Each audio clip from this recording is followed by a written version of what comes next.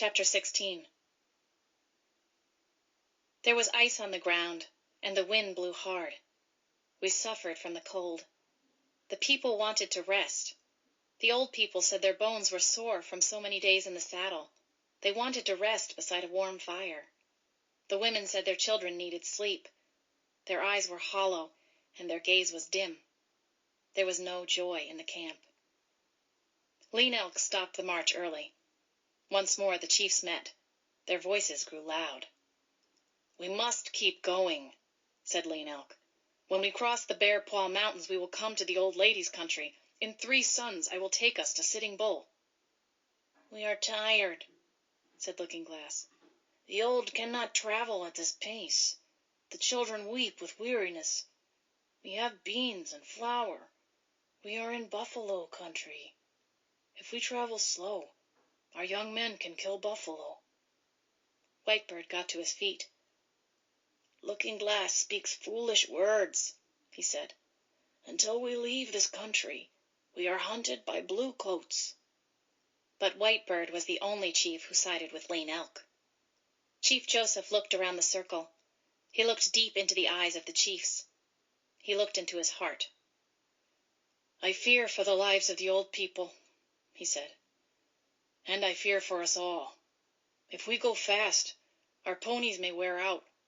Their hoofs are tender and some limp. If we go slow, we may be caught by the bluecoats." "Do not worry about the bluecoats," said Tuhuhosot. His hand cut the air to show his contempt for the soldiers. "They are at least 2 days behind us. We can travel slow and stay ahead of them." "Lean Elk is no chief for us," said Looking Glass. He stood tall and proud. His black hat trimmed with otter fur made him loom over the seated chiefs. "A chief does not wear out his people. A chief does not wear out his horses. Lean Elk should lead us no longer." Lean Elk stared hard at Looking Glass. His eyes were coals of hot fire. "All right, Looking Glass," he said. "You can lead. I am trying to save the people. You take command. But I think we will be caught and killed." He walked away from the chiefs and stood alone, a silent figure in the gathering dark. He stared at the distant Bear Paw Mountains.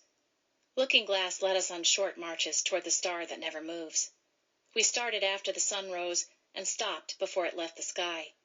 The people no longer muttered. After 4 suns, we crossed the Bear Paw Mountains. We were close to the lands of Sitting Bull. We traveled through a barren valley with no trees. Sagebrush grew here, but the long grass had frozen and was brown. It bent in the cold wind. We had been riding for a short while when Swan Necklace came back from the trail ahead. He said that the scouts had killed buffalo. The meat waited for us in a cove beside a stream. The sun was overhead when we reached the grasslands where the meat lay. Looking Glass said we would rest here until morning. Lean Elk said that we must keep on. This was a bad place to camp. Soldiers could sweep down on us from either side.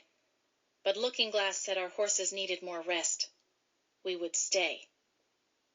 He had chosen a cold place. The wind from the old lady's country swept across the land, turning our bones to ice. We had no teepees because we had left all our poles at Big Hole. The children huddled in deep ravines beside the creek while we made shelters with buffalo skins and canvas. There was no wood, but many buffalo chips lay on the ground. They burned well. Soon fires blazed across the camp.